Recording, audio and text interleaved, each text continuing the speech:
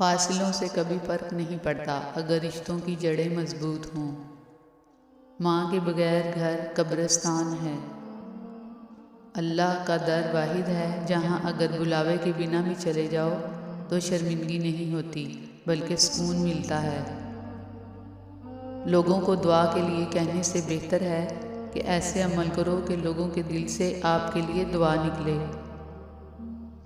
فقط ایک لمحہ لگتا ہے اور مان ٹوٹ جاتے ہیں۔ جو شخص بڑے بڑے دعوے کرے اور حد سے زیادہ جھکے تو اس پر کبھی اعتبار نہ کریں، کیونکہ بڑے بڑے دعوے کرنا اور حد سے زیادہ جھکنا دونوں دھوکے بازوں کی نشانیاں ہیں۔ ہمیشہ یہی ظاہر کرو جیسے کچھ نہیں ہوا، چاہے کچھ بھی ہو جائے۔ اچھے لوگ ان روشنیوں کی مانند ہوتے ہیں جو فاصلوں کو کم تو نہیں کر سکتے مگر منزل کو ضرور آسان بنا دیتے ہیں۔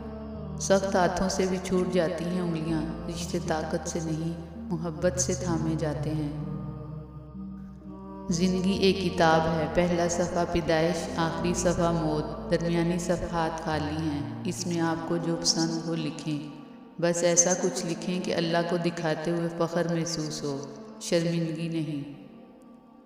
پلاسٹک کی خالی تھیلیاں ہوں یا خالی دماغ والے لوگ، مناسب انتظام نہ کیا جائے تو ہواؤں میں اڑنے لگتے ہیں۔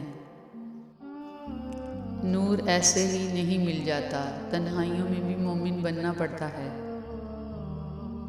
زندگی مسلسل جدوجہد اور جستجو کا نام ہے، کیونکہ اللہ ہر پرندے کو رزق دیتا ہے مگر اس کے گھونسلے میں نہیں ڈالتا۔ پریشان ہو، یقیناً تم نے نماز اور قرآن کو چھوڑ رکھا ہوگا۔ منصف کے لیے یہ ضروری ہے کہ فیصلہ کرنے سے قبل وہ اتنا ضرور سوچے کہ ایک دن اسے بھی کسی ملزم کی طرح ایک بڑی عدالت کے سامنے پیش ہونا ہے۔ جب کسی انسان کا ایمان آباد ہو جائے تو پھر شیطان کا جہان سنسان ہو جاتا ہے۔ بے عزت انسان کی زندگی گندگی کے اس ڈھیر کی مانند ہے جہاں پر صرف جانور ہی کچھ تلاش کرتے دکھائی دیتے ہیں۔ زیادہ عقل مند بننے سے عقل زائل ہو جاتی ہے۔ اپنی زبان کی حفاظت اس طرح کرو جس طرح اپنے ایمان کی حفاظت کی جاتی ہے۔ ایمان کی حفاظت نہ کرنے سے ایمان کے چھوٹ جانے کا خدشہ ہے اور زبان کی حفاظت نہ کرنے سے رشتوں کے چھوٹ جانے کا۔